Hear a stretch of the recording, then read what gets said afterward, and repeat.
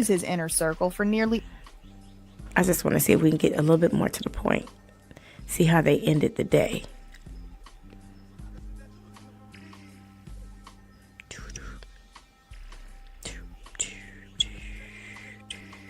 Diddy's twins, Delilah and Jesse, leave court in tears amid his trafficking trial's closing arguments. Emotions are running high during the final days of Diddy's trial. The music mogul's 18-year-old... Because they know they daddy going to jail. Man. Oh, that sucks. They're like involuntary. They're like just victims. Refreshing the other sources. That's fucked up, man. They were able to hold strong, and that's why they haven't come, because it's a lot. They know they daddy lost that. Oh my God. Nothing new at this moment. Sucks. Man. Let me see if New York Post. Damn. Diddy. Fuck. And the crazy part is the statute of limitations was up in like 2012. If he had just quit then,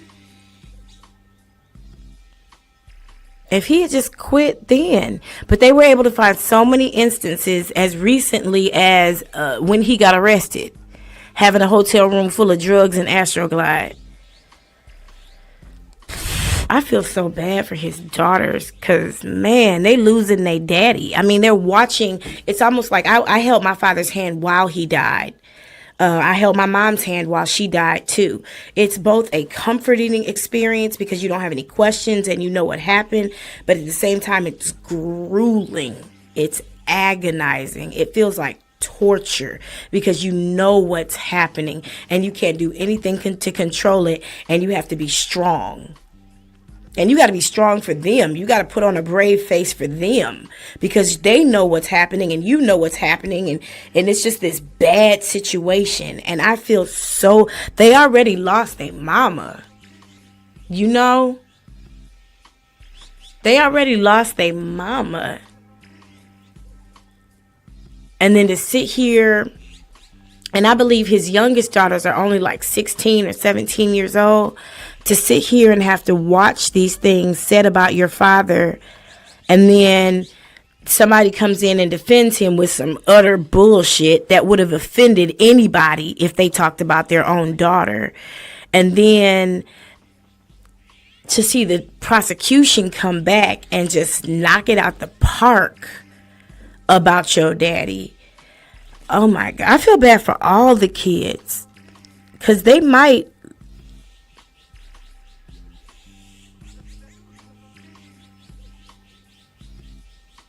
their daddy may never come home. And I'm sitting here trying not to cry because, wow. At their age, that wasn't a thought I had ever. I knew where and who my parents were. They didn't have these kinds of issues. This wasn't going on in their lives. Shout out to them. But I can't help but feel compassion as a woman who's lost both of my parents for these kids. Kids.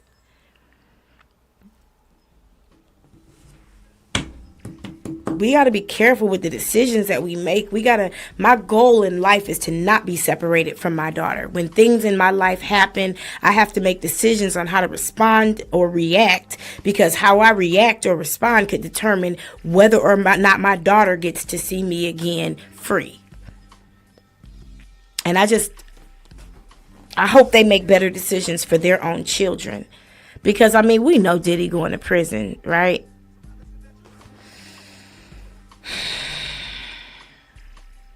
Yeah, they have him going. Let's go. I feel bad for those kids, man. This lifestyle that their parents chose to partake in. They did leave court in tears. Oh, my God. Okay. Here.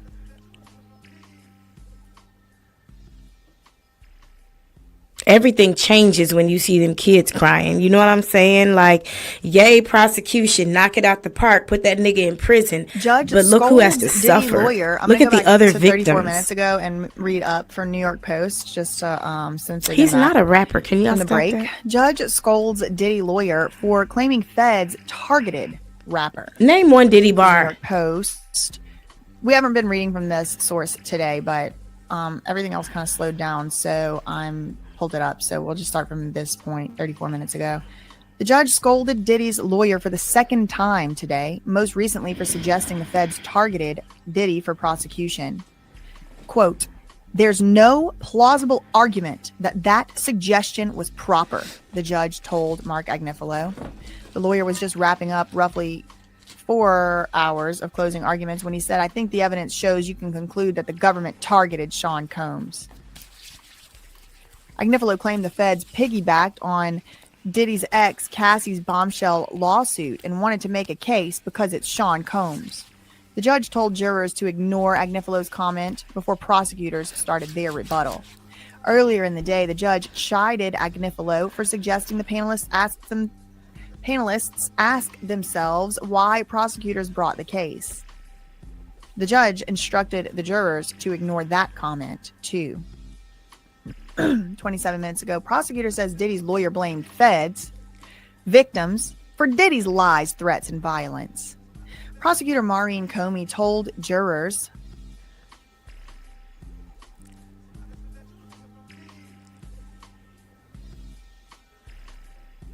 today, Friday, that the closing remarks by Diddy's lawyer blamed the feds and victims for Diddy's lies, threats, and violence. Quote, "The defense just spent a whole lot of energy trying to blame Diddy's victims and the U.S. government for his lies, his threats, and his violence." The start of her rebuttal remarks came after Mark Agnifilo's closing arguments. He's tossing up excuse after excuse for inexcusable criminal behavior. Hey, Real Magnolia, welcome the prosecutor said of Mark Agnifilo. Welcome back. Make no mistake. This trial was about how, in Diddy's world, no was never an option. Diddy's twins, Delilah and Jesse, leave court in tears amid his trafficking trial's closing arguments. Emotions are running high during the final days of Diddy's trial. The music mogul's 18-year-old twins, Jesse and Delilah, were visibly distraught in court during the trial's closing arguments. You know, it's interesting. I'm going to go deep for just a second because you notice that we've talked a little bit about them wearing the black and the white and the black and the white. But in this last shot with them in the white suits, what's really ironic is, try not to get emotional. It's like they're sacrificial lambs. Like they're the sacrifice. They're the victims in all of this. Shout out to Cassie. Shout out to Mia. Shout out to Jane Doe. Shout out to Capricorn Clark and David James and everybody else who was considered a victim. Shout out to all of you. But these kids, I hope we don't have less compassion on the boys than we have on the girls, because they're all his kids. You know, they all depend on him in more than just a financial way. There is a relationship that he has with each of them. Now all his kids have to suffer, and it's almost as though you see these girls in white, they're the sacrifices for his lifestyle, for him and his mom, for him and their mothers, because she was involved in this shit too. Okay? For the decisions that their parents made and the world that their parents brought them into. Because what your children experience is really the world that you bring them into. Some people don't want to have kids because they bring their kids into a crazy world. No, that's the world you created for your children. Some kids have a very soft, easy, comfortable, fun, innocent, bubbly world that they live in. Okay, they don't experience the hard stuff. They don't see the worst of it. They have childhoods. Just because the world is crazy doesn't mean that has to be the world your children experience. And for their parents to have created, yeah, those are the colors of mourning. We definitely wore white to my father's funeral. Well, off-white for me, because that was his request. But it's also a balance of energy. It creates, there's some definite power happening in there. But just when you put it, it just these kids. He sacrificed his children to bust a couple nuts, to snort some cocaine, or to take a couple pills. His kids are the ones that have to suffer. Because now they already don't have a mama. It's 4 kids, 4 out of 7. And we don't know what happened to that poor little white girl that just disappeared off the ethers.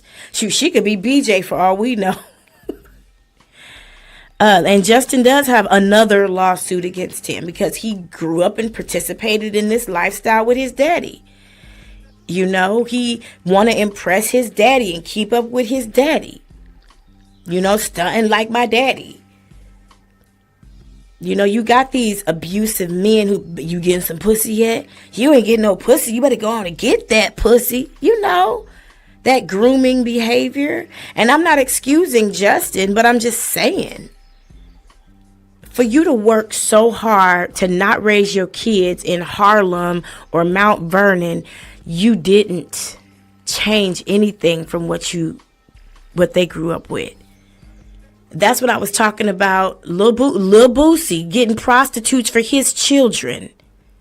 For his 13, 10-year-old boys. Y'all, I'm just going to talk to these parents for a second. Because part of the reason why we make money and establish certain lifestyles is so our kids don't grow up. You know what I'm saying? Seeing what we had to see. And dodging what we had to dodge. But if you don't get you together, you're going to introduce those same bullshits into your rich ass lifestyle. And here it is all over again. Here it is all over again. And I'm venturing to say if he had cut his mama off about 10 or 15 years ago, honey, okay, because she like what she like and she do what she do, and she got her lifestyle that he had to feed too. And that became his lifestyle as well because he was raised in that nasty shit. So now you got 3 daughters and 4 sons. One of them is facing their own lawsuit. For all we know, these kids, just for conversation's sake, rock with me for a second. For all we know, these kids could be perfectly virtuous and pure and innocent in every single respect. They still got to experience that Harlem, Mount Vernon existence. Because, I'm trying not to cry. Because his daddy was taken by the lifestyle. And his mama raised him in it. And now they mama was taken by the lifestyle. And their father is taken by the lifestyle. And all they got now is they nasty ass grandma. Well, they got a couple people in their life that seem like they're okay, but they're all entertainment industry people. They need some normal lame ass people around them like me and you. Some balanced people who like to go home at the end of a day, drink a glass of wine and sit down and watch TV and sit in some pajamas. Who go on vacation and never really leave their room. Who go to SeaWorld, who don't feel like they need to floss and perpetuate this lifestyle. It just bothers me. It bothers me. Because I know how hard my parents worked to make sure that we didn't grow up experiencing what they experienced. Wouldn't it have been a shame if they went and got all that education and still kept the same habits and then got locked up behind their habits? Diddy is a multi-billionaire. Multi-billionaire. And he has in such a way exposed his children to everything that you grow up to keep your children. They got incarcerated parents just like poor black kids, poor white kids, poor Asian kids. They got the same. Them white suits ain't fooling nobody.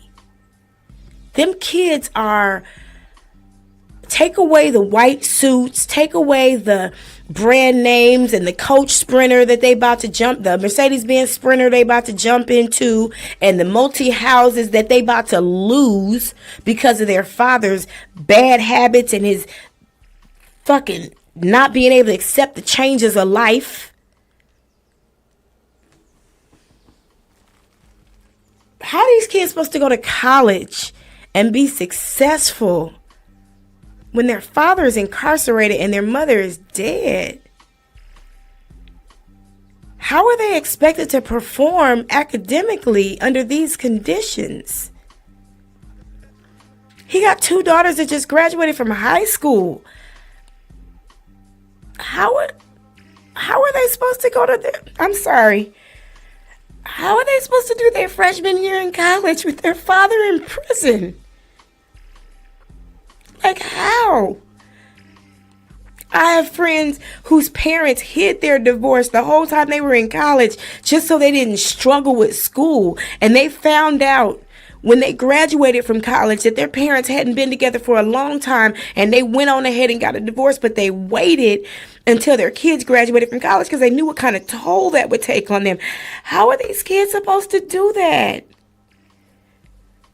How are they supposed to do that? How, like, it just bothers me. Like, every single thing this man was supposed to do with all that money for his family to make sure they didn't have to experience the freak offs he had to grow up around because his mama didn't have enough money to feed them. Or his dad was a drug dealer and got killed in that lifestyle. The fact that he had to look over at his neighbor who had a pool and would always have pool parties, but he was never invited to the pool parties, and he didn't have no pool of his own. This is Diddy's true story. So he decided, I'm gonna make sure I always have every single thing I want, and everybody I love is gonna have everything they want. And then you end up in this shit because you don't know how to let your dick stop working. Because you so power hungry and thirsty. Nigga, you had so much money. You could have got so much therapy. I'd keep going back to that therapy thing because it makes a big difference. You're a businessman. At some point, you got to grow the fuck up. You had 7 kids. At what point? I know you told Carisha you had been a part-time dad until about 2018. But it's 2025. And you had a hotel room full of drugs, an Astroglide. Fuck. And you had the nerve to put your energy and your time and your money into suing the Rockefellers instead of raising your children. They are the sacrifice, and nobody's going to gain from that. Talk about child sacrifice. Nobody's going to gain from that. Nobody. Everybody loses. Everybody loses. The only person that might win in this situation is his greedy ass mama. But she about to lose it all too, because I guarantee you the Fed's coming for it. That's why they were like, no. Don't sell your mama's house. Don't put the time and the energy and the money into selling your house on Star Island, neither one nor two, selling your LA home. I think he got another house somewhere else, Virginia or something, selling your mama's house in New York. Don't worry about all that. You ain't got to worry, because we not letting you out of jail anyway. You ain't got to worry about none of that, because we coming after it. Don't worry about hiring a real estate attorney. Don't worry about hiring a real estate agent you're going to have to pay commission to, taking out ads, putting it on the MLS websites and all that. No. You enjoy, let your family enjoy this last year in your home. Because we coming for all of it. His own mama is losing her house. Wow. Like when it makes it different for me. I want to see this man get convicted to the full extent of the law, because I literally don't believe he'll ever change. I don't. And that's unfortunate. I do not believe that he'd be any different. I feel like if he got out for this, he wouldn't be like, I'm going to take my second chances and do things different and kind of go into hibernation and go to rehab and the blah, blah, blah. No, this nigga is reading The Power of Positivity. Nigga, that's kindergarten reading. I don't think he would change. And I think he would raise his daughters in this lifestyle. It might be better off for them that he is taken away from them, so they don't have to continue to idolize this man that ain't shit. But it just bothers me, because these are girls and those are boys. Those are kids. My audience is between the ages of 25 and 44. Now, my demographic has changed a little bit and become a little bit younger. And to me, these are kids. They're younger than us. They're 16. I was 35 years old when I lost my dad. I was 41 when I lost my mom. I was grown.